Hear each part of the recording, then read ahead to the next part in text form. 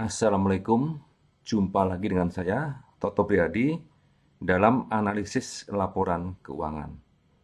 Kali ini kita akan membahas tentang laba dan kas.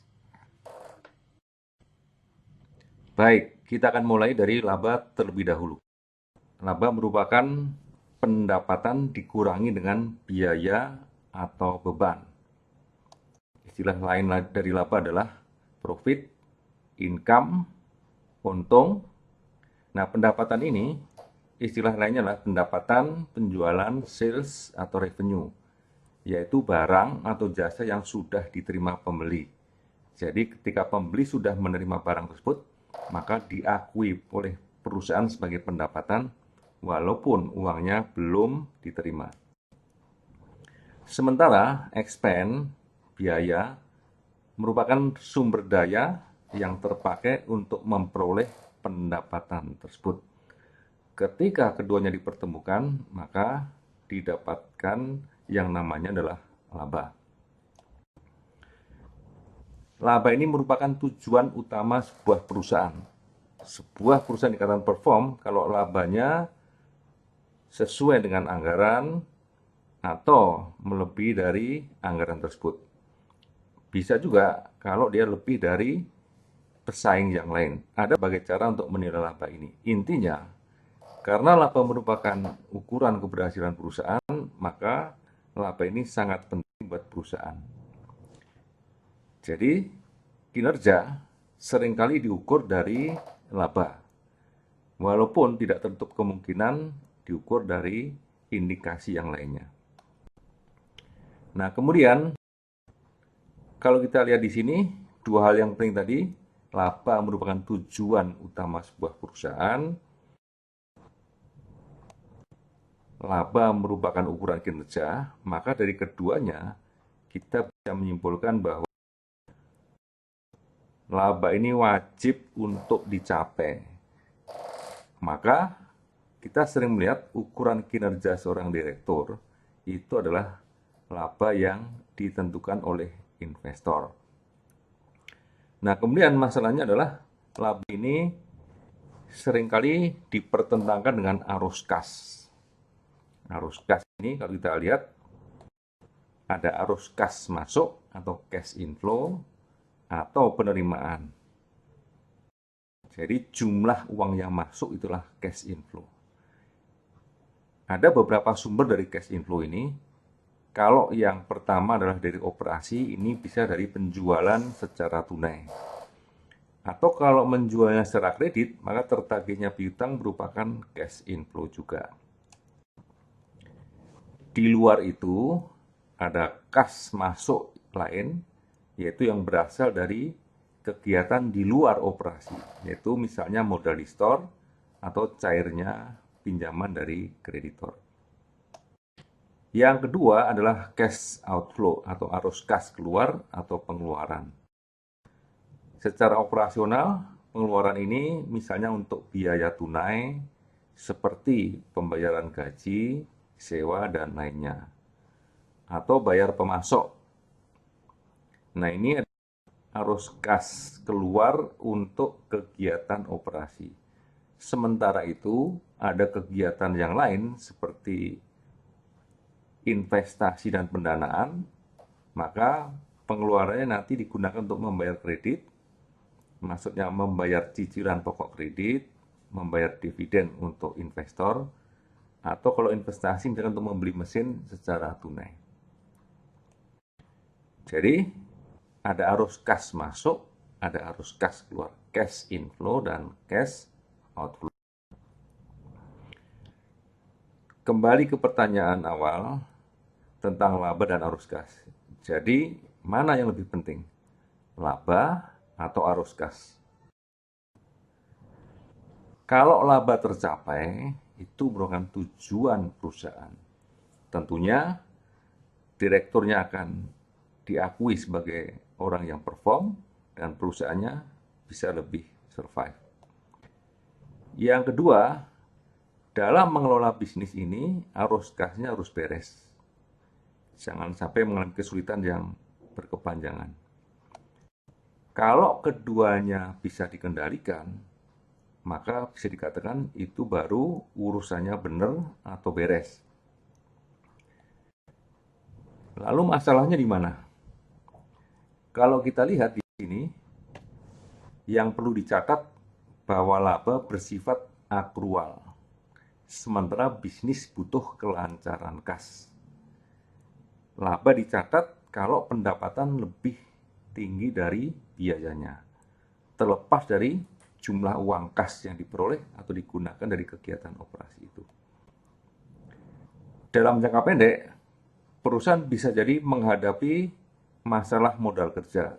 Misalnya, persediaan terlalu banyak, jadi uang kasnya mandek di sana, piutang sulit ditagih, sehingga kasnya sulit masuk. Nah, oleh karena itu, kita lihat di sini, ada berbagai macam masalah yang berkaitan dengan laba dan arus kas. Laba tercapai, arus kasnya kedodoran. Nah, yang perlu kita pahami di sini, bahwa terjadi overlapping antara arus kas operasi dan laba. Nanti akan kita lihat bersama di mana overlappingnya. Di sini, arus kas tidak hanya operasi. Jadi kalau kita mengkaitkan arus kas dengan laba, dengan penjualan, itu maksudnya kita bicara arus kas operasi. Sementara itu ada arus kas yang lain, yaitu arus kas investasi dan pendanaan. Jadi sekarang kita membahas secara lebih khusus apa itu arus kas operasi, investasi, dan pendanaan.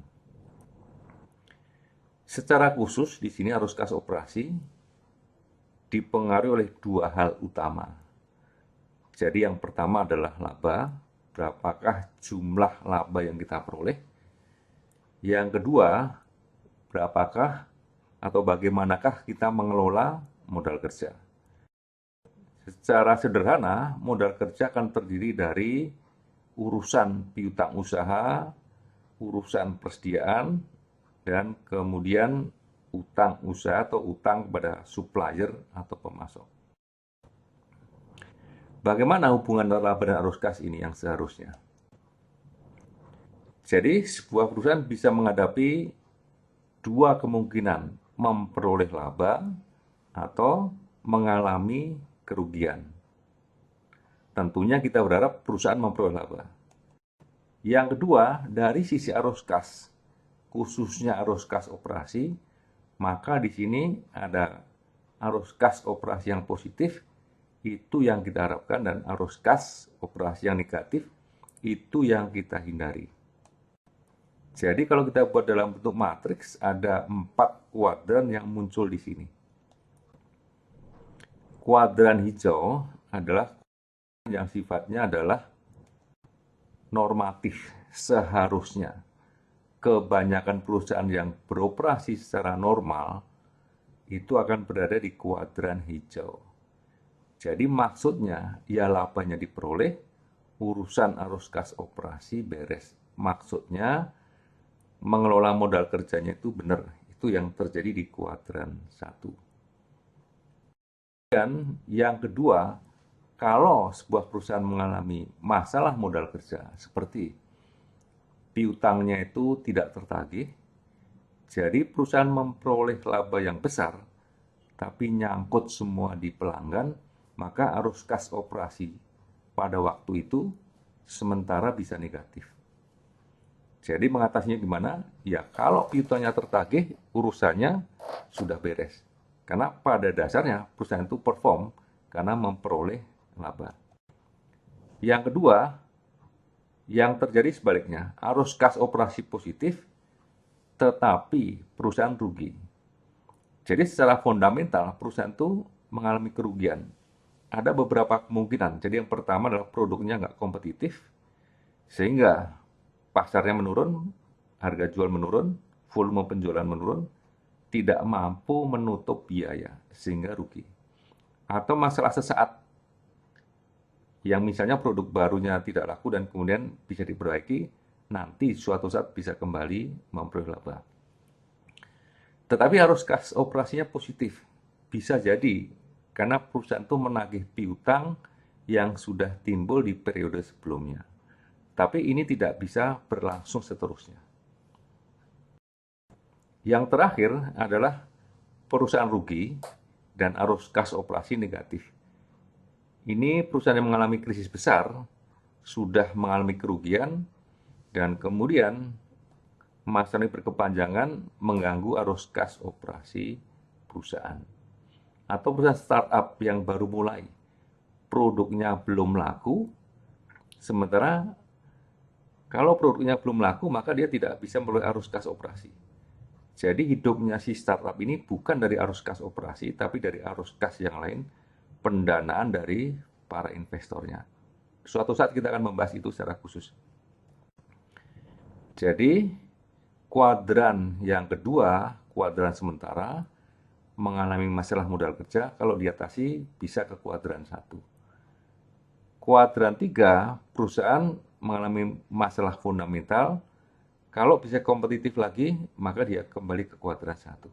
Yang paling berat adalah kuadran 4, di mana dia harus mengatasi keduanya untuk bisa survive. Sebagai catatan akhir di sini, maka kalau kita lihat dalam jangka pendek, perusahaan itu antara laba dan arus kas bisa jadi tidak sinkron. Seperti tadi di kuadran 2 dan 3, yang satu laba, arus kas operasi negatif, yang satu rugi, arus kas operasi positif. Tetapi dalam jangka panjang, maka keduanya harus sinkron. Maksudnya, laba diperoleh dan arus kas operasi juga beres. Itu yang seharusnya dialami perusahaan. Baik, cukup sampai di sini dulu analisis laporan kita, analisis laporan keuangan kita tentang arus kas dan laba. Kita akan jumpa lagi dalam kesempatan yang lain untuk topik yang lain. Saya Toto Priadi. Sampai ketemu lagi. Wassalamualaikum warahmatullahi wabarakatuh.